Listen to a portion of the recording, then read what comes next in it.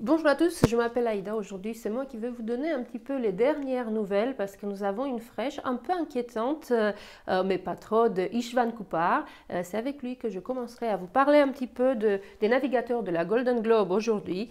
La nouvelle d'Istvan, qui date d'il y a une demi-heure, c'est qu'il n'a plus de barre du tout. Comme vous saviez, vous avez suivi un petit peu les nouvelles de la course. Depuis quelque temps, Istvan avait des gros problèmes avec ses pilotes automatiques, des gros problèmes techniques également.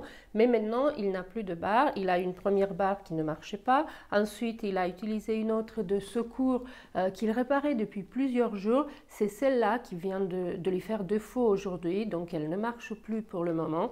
Il a une autre possibilité éventuellement de barrer avec une barre de secours d'urgence un peu, mais qui est plus petite, pas très efficace et très compliquée à installer. Donc c'est pour ça que ce matin, pour le moment, il fait le choix de ne plus utiliser de barre pour changer les directions, pour maintenir ses caps, mais d'utiliser seulement les voiles. Don vous expliquera en anglais bien mieux que moi, mais grosso modo, il va balancer deux voiles selon le vent pour changer de direction du bateau. Ce qui marche très bien lorsqu'il n'y a pas de vagues, mais qui est beaucoup plus compliqué lorsqu'il y a des vagues. Donc pour lui, les prochains jours ne vont pas être toutes simples. C'est pour ça que vous avez peut-être remarqué ce matin que malgré les vents qu'il a, qui sont des bons vents pour le moment, il est à seulement 4 nœuds et demi, 4,4 nœuds ce matin, alors qu'il pourrait, avec les vents qu'il a, être à 6 nœuds. Donc il va naviguer comme ça. La bonne nouvelle pour le moment, c'est que le système météo pour lui est constant. Il devrait être comme ça au moins pour une semaine. Toute cette semaine, il va avoir ce vent plutôt bon pour lui. La mauvaise nouvelle, en revanche, c'est que dans une semaine, il va être attrapé par une très grosse zone de vent, quasiment pas de vent en fait, parce que comme vous savez, comme vous avez suivi un petit peu, dans quelques jours, dans une toute petite semaine, dans 6 jours, il y a une grosse, très grosse tempête, et très dangereuse d'ailleurs, qui va se former au large du Portugal. C'est une tempête où nous verrons des vitesses de vent de 75 nœuds par exemple. Donc cette tempête qui vient, qui sera dans le nord évidemment de Istvan, va pousser les vents évidemment, et donc cela créera plus bas, à l'endroit où se trouvera Istvan à ce moment-là, dans une semaine, créera une longue zone sans vent. Donc il va se retrouver sans vent, sans barre pour le moment, pendant une semaine. Et puis Istvan a aussi quelques autres soucis qui ne sont pas drôles du tout, vous le savez bien. Sa mycose aux doigts, aux ongles, ne s'arrange pas du tout. J'ai cru comprendre que, vous savez, les mycoses sont toujours très compliquées à traiter, très compliquées à soigner. Dans le kit de secours qu'ils ont, ils ont beaucoup de médicaments, mais rien qui pourrait complètement faire disparaître sa mycose avant son arrivée ici. Il est aujourd'hui à environ 2700 miles de l'arrivée, donc il lui reste quand même un bon mois avant d'arriver ici, s'il n'est pas obligé de s'arrêter. Donc pour la mycose, les médicaments qu'il a peuvent la stopper un petit peu, mais ne pas la guérir. C'est une sorte de champignon qui s'est formé un peu partout dans son bateau. On ne sait pas quel type de champignon c'est. Et puis, ça ne doit être pas très bon à respirer non plus. Donc, on espère que cela va s'arranger. Pour la rage de dents qui l'embêtait depuis, vous le savez déjà, plusieurs jours aussi, il prend des antibiotiques, ça va et ça vient. Pour le moment, ça se passe plutôt bien, donc il n'a pas de douleur absolue, il est toujours sous antibiotiques. Mais en revanche, ce qui n'est pas drôle, c'est qu'avoir une semaine sans vent, avec une mycose, pas de barre et une rage de dents, c'est vraiment pas terrible. La bonne nouvelle, c'est que le bateau va bien, les voiles vont bien, il a à manger, il a à boire, donc il y a aussi des côtés positifs. Et puis la grande question que nous aurons, la grande question du jour sera, est-ce que, et puis des prochains jours surtout, Don nous le dira, nous l'expliquera au fur et à mesure, la grande question sera, est-ce que Istvan va être obligé de s'arrêter aux Açores? Peut-être le plus proche sur les Lanzarote, mais comme vous le voyez sur le tracker, je ne vous fais pas d'explication du tracker parce que ce n'est pas trop mon domaine. Mais comme vous pouvez le voir, les vents ne sont pas idéaux pour lui pour s'arrêter à Lanzarote. S'arrêter aux Açores semble plus facilement s'il avait besoin de s'arrêter pour réparer sa barre. Mais en ce moment, comme vous savez, il y a cette tempête qui descend, donc on ne sait pas trop quel sera son choix. On espère pour Istvan en tout cas qu'il n'aura pas besoin de s'arrêter, qu'il pourra arriver comme ça au Sable d'Olonne, parce qu'après plus de 7 mois, 8 mois de mer, après ce tour du monde tellement compliqué, être obligé de s'arrêter à quelques encablures des Sables d'Olonne pour réparer, c'est vraiment dommage. Donc on espère pour lui qu'il y arrivera et qu'il ne passera pas en Chichester.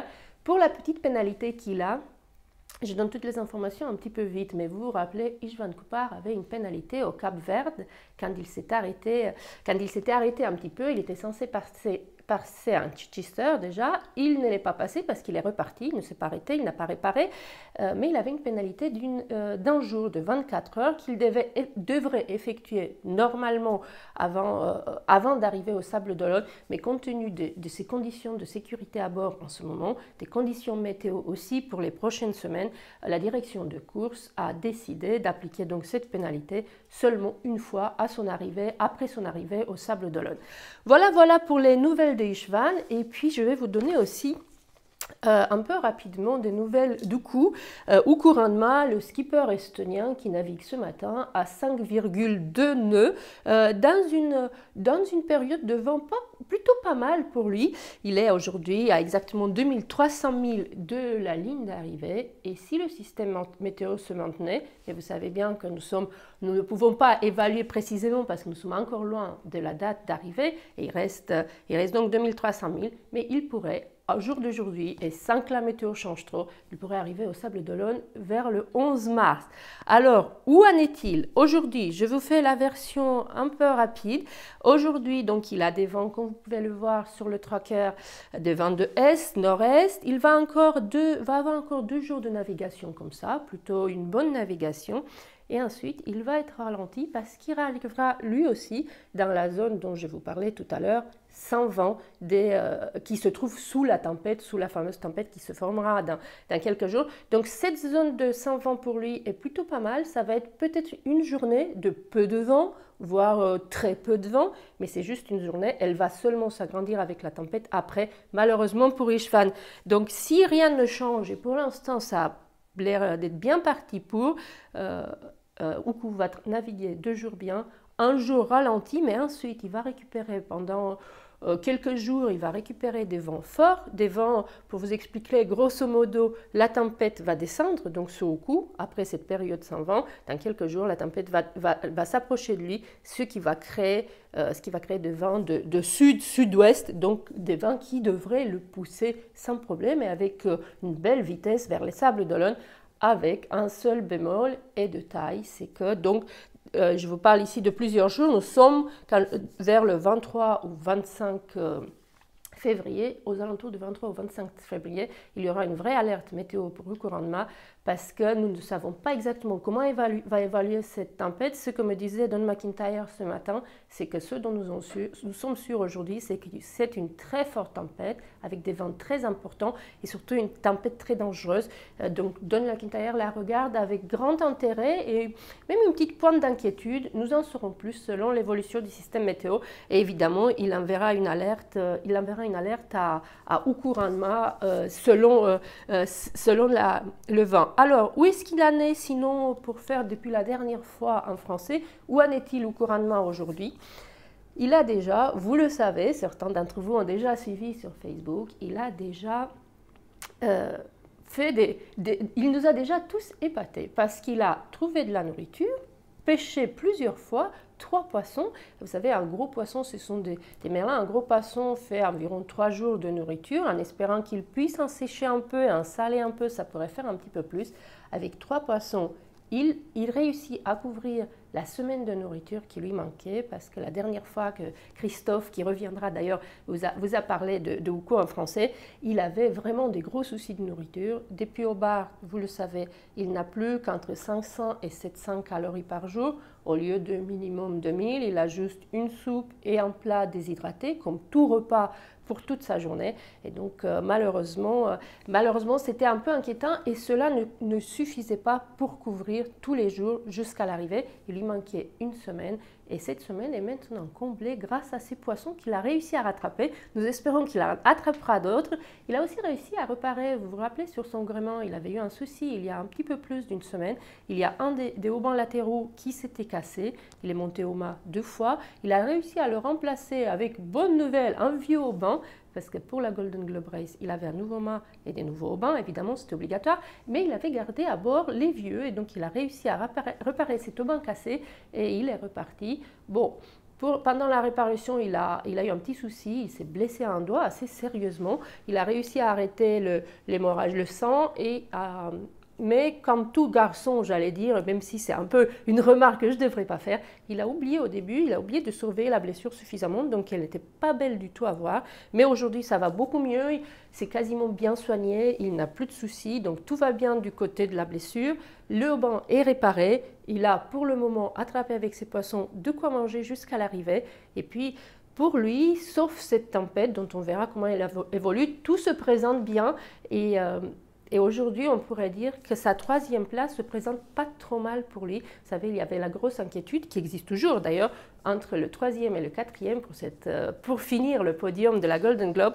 Et pour l'instant, aujourd'hui, avec la météo que nous avons, ça pourrait être plutôt au coup.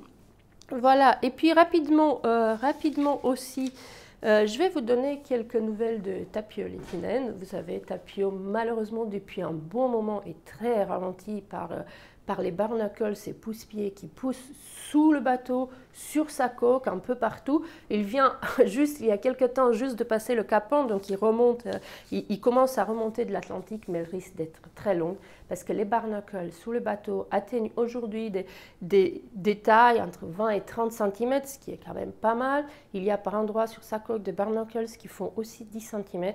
Tout cela dans une navigation, surtout contre les vents, ce qu'il va lui arriver souvent sur sa remontée de l'Atlantique, risque de le ralentir, mais vraiment beaucoup, beaucoup, beaucoup. Et c'est pour ça que ce matin, Tapio est encore à seulement 2,2 nœuds, ce qui n'est pas beaucoup. À ce rythme-là, il lui faudra encore quelques mois avant d'arriver au Sable d'Olonne. Mais Tapio, on peut le voir sur ses messages, tous les messages qu'il envoie sur Twitter, tous les messages de lui que nous lisons sur la page de la Golden Globe Race, est un poète. Il a mangé à bord, il a de l'eau, il aime la navigation, il aime ce qu'il voit autour de lui. Il nous parle des dauphins, il nous parle des oiseaux. Il a l'air assez content, même si sa navigation est longue. Et il n'a pas prévu, pour le moment en tout cas, de descendre nettoyer ses barnacles parce qu'il voit encore des requins et il a en tête, comme nous tous, toutes ces histoires de requins et de marins descendus et ne jamais remontés sur leur bateau. Donc pour le moment, il ne touche pas à ses barnacles, il est heureux en mer et nous heureux de le lire à chaque fois qu'il nous écrit. Voilà pour les nouvelles. Et puis deux petites dernières, des deux qui sont déjà arrivées. Je ne sais pas si vous l'avez regardé ce matin, depuis hier. Mark Slaat est réparti des Sables d'Olonne. Il vient juste d'arriver à Falmouth. Il est heureux, nous disait-il sur Facebook l'autre jour, heureux de pouvoir regarder des films, d'avoir un GPS à bord, heureux aussi d'écouter de la musique, de faire toutes ces choses-là qu'il n'a pas eu le droit de faire pendant la course. Et pour la petite histoire, lorsqu'il est arrivé à Falmouth, parce que vous pouvez encore suivre le bateau de Mark sur le tracker, il est encore suivi et il a eu la belle surprise en arrivant hier à Falmouth d'être accueilli par monsieur le maire de Falmouth en personne. Donc là, il est heureux, il voit des amis, il est en route vers chez lui et il reviendra au Sable d'Olonne pour l'arrivée du troisième de la Golden Globe Race. Quant à Jean-Luc Vandenette, que nous avons croisé hier, il n'a plus de voix. Je ne sais pas si c'est d'avoir trop chanté ou si c'est d'avoir trop parlé aux journalistes ou si c'est juste d'avoir attrapé un virus. Jean-Luc Vandenette est en pleine forme, il continue les interviews. Je crois qu'il y aura un article dans Ouest France, d'ailleurs, dès demain, dès lundi. Il est heureux, il a fait énormément de presse depuis son arrivée. Il continue encore ses interviews. Nous le reverrons aussi, lui, Jean-Luc Vandenette, pour l'arrivée du troisième dans quelques temps.